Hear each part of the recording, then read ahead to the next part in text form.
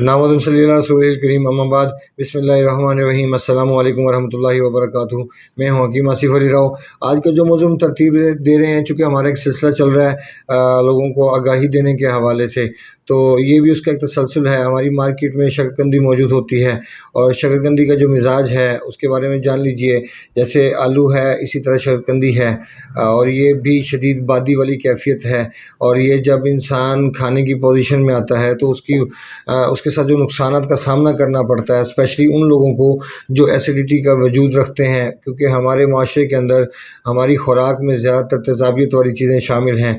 और जब तक हम तेज़ाबियत वाली चीज़ों का इस्तेमाल मुसलसल जारी रखेंगे तो हमें सोच समझ के कदम उठाना होगा, वरना नुकसान यकीनन होगा। क्योंकि शकरकंदी का मिजाज खुश्क सर्द है और ये शदीद बादी कैफियत रखती है। यूँ समझ लें कि शदीद एसिडिटी हरारत इसमें बिल्कुल नहीं है और ये इंसान के मस्कुलर सिस्टम के ऊपर दबाव को बढ़ाने की सलाहियत रखती है। इसका इस्तेमाल स्पेशली उस वक्त किया जा सकता है जब आपके जिस्म में हरारत बैलेंस हो, क्योंकि हरारत की काते है, ख़त्म कर देती है हरारत को, और नफ़क शिकम है, पेट में गैस पैदा करती है।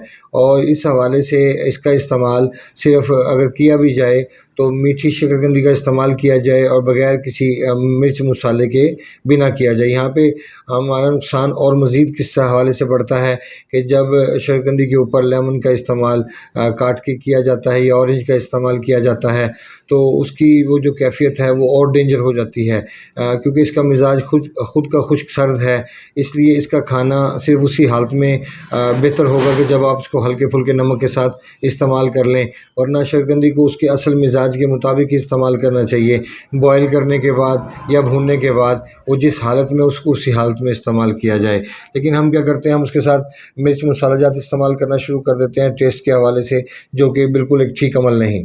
और इसका जो मिजाज है जो खुश्क सर्द है, इसलिए ये रतूबात को खुश्क करने का भी काम करती है। अगर आपके बॉडी में पानी मौजूद है, अगर पहले से रतूबात ज़्यादा हैं तो यकीनन उनको ड्राई करने की सलाहियत रखती है और जो है इंसान की प्यास उसको भी ये नॉर्मल करने की सलाहियत रखेगी, क्योंकि इसमें हरारत बिल्कुल नहीं है। और प्यास हमेशा जब खुश्की के साथ हरारत का अंसर शामिल होता है तो तभी प्यास का एक अमल लगने का अमल शुरू होता है और इंसान को प्यास का एहसास होता है। लेकिन अगर शकरकंदी का इस्तेमाल हम ऐसी हालत में करते हैं कि जब हमारे जिस्म के अंदर पहले से ही एसिडिटी मौजूद हो और हमारे मस्कुलर सिस्टम पे दबाव मौजूद हो, तो फिर हम कोई भी ऐसी चीज़ जैसे शकरकंदी ही नहीं, सिर्फ आलू है, मटर है, गोभी है, अरवी है, इन चीज़ों का इस्तेमाल, चावल है, इन चीज़ों का इस्तेमाल हम नहीं कर सकते। इसलिए अल्लाह रब्बुल इज़्ज़त ने तमाम चीज़ें एक मकसद एक कायदे कुलिये के तहत बनाई हैं।